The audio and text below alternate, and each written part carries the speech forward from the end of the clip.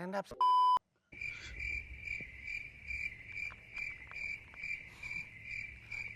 Mik nih, Cing. Halo. Iya. Iya. Makasih Bang. Oke. Udah nge-lag nggak jelas lagi. Halo, Assalamualaikum. Waalaikumsalam. Kenapa kayak nelpon? Masuk. Nama saya Waalaikumsalam. Nama saya Fajar Mukti dan sepertinya setiap orang pernah mengalami fase norak ketika pacaran.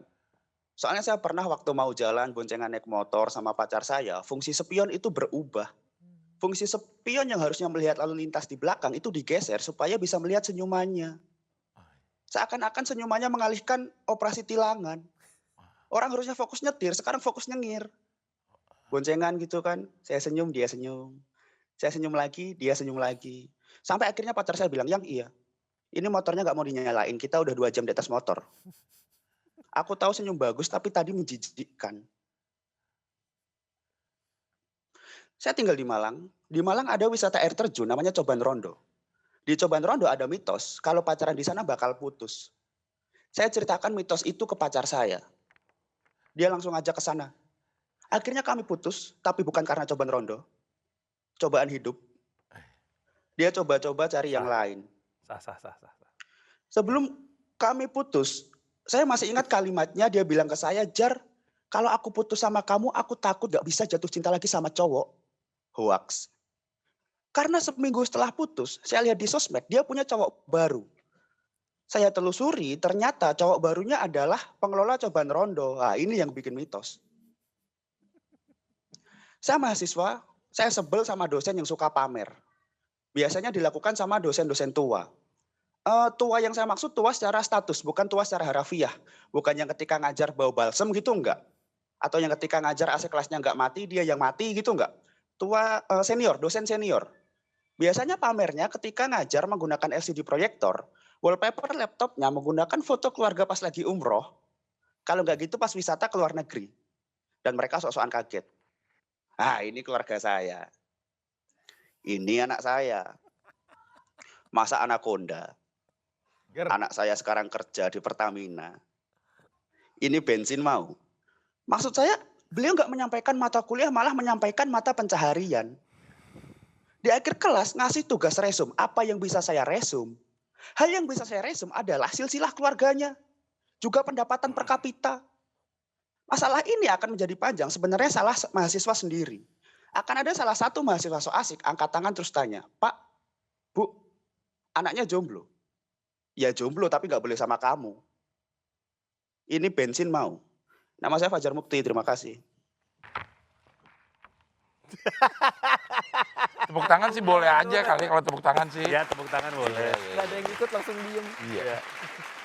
Terima kasih udah jadi pemateri di seminar online ini. Nih yang ketawa cuman Radit aja deh yang ngomong deh. Gue gini loh, kalau kita kayak audisi online kayak gini, emang kelihatan tuh apa yang dia hafalin gitu ya, tertata, ada punchline-nya semuanya kelihatan jelas, seolah-olah memang dihafalkan, diomongin. Beda kalau kita lihat orangnya langsung, dia bisa main sama situasi yang ada di studio dan lainnya gitu loh. Jadi gue paham keterbatasan kita kayak gini. Nah gue tuh cuma tinggal ngelihat penulisannya dia, kepekaannya dia, sama gimana cara dia ngebalikin punchline-nya gitu. Beberapa memang murah-murah banget ya, remeh-remeh dan Parah. kok gitu ya gitu. Jahat banget jadi juri nggak ngerti gue. Loh, Gila lu Dit. Emang iya Gila, gitu, gila. Sorry emang ya, iya. Sorry ya, Fajar, sorry. Kayak apa ya, kayak teknik ya anak komunitas gitu loh. Ini dibalik di sini, biasanya ini pakai permainan kata gitu. Tapi gue paham maksudnya gitu, maksud gue. Dan kepekaan dia buat ngomongin soal dosen yang Zoom dan lain-lain sih gue suka gitu. Kalau gue sih suka ya, kalau gue gitu. Kalau gue enggak Fajar, soalnya gue nggak ketawa. Buat gue, karena gue sering nontonin orang stand up Gimana? lewat Zoom atau lewat streaming, buat gue yang lucu pasti lucu di mata gue. Cuman jangan dipencet dong jidat saya. Kenapa Anda pencet jidat saya tadi? Nah dia berhenti. Gara-gara mencet jidat lu. Aduh. Jadi pencet jidat saya. Jadi kalau gue pertama gue nggak dapat lucunya, gue belum ketawa. Dan menurut gue nggak dapat yang baru aja gitu. Kalau misalkan milih orang untuk masuk Suci X, 1X itu pertimbangannya adalah tahu caranya nulis, menurut gua standarnya rendah banget gitu. Semua orang juga bisa bikin kayak begitu. Cuman masalahnya gua sih nggak ketawa kalau gue ya. Kalau Radit sih ketawa kelihatannya. Iya. Berarti pilihannya Walaupun lu ada dibilang di murah, parah. Nggak, kalau menurut gua lu komedinya brilian, tapi tidak lucu. berarti nasib dari hidup dan karir lo ada di tangan Bang Abdel. Lah. Kan satu suka, satu enggak. Bang Gue Abdel. aja masih keribetan sama karir gue lo. Bebanin orang lain ke gue, Radit. Kenapa jadi nasib orang di tangan dia? Nasib dia juga masih di tangan dia padahal. Iya, terbebani. Iya.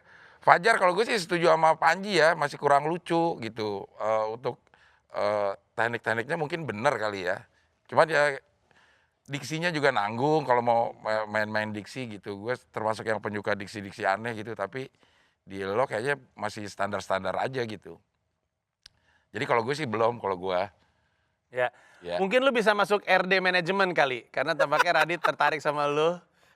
Kayaknya dia pernah ikut, lu pernah ikut stand up gue ya yang itu ya, yang online ya?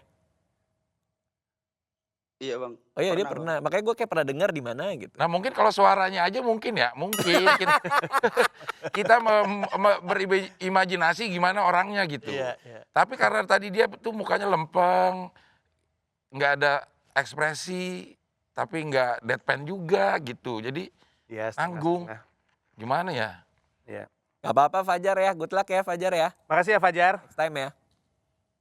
Nanti dilanjutin ya, tembok di belakang dilanjutin lagi Iya, tuh Bang. kuningnya tuh, belum kelar tuh ngecatnya kayaknya tuh. Enggak, itu putihnya lagi yang belum kelar. Sorry, putihnya dikelarin ya, Iya, ya biar iya, putih iya. semua ya. Makasih banyak, thank you.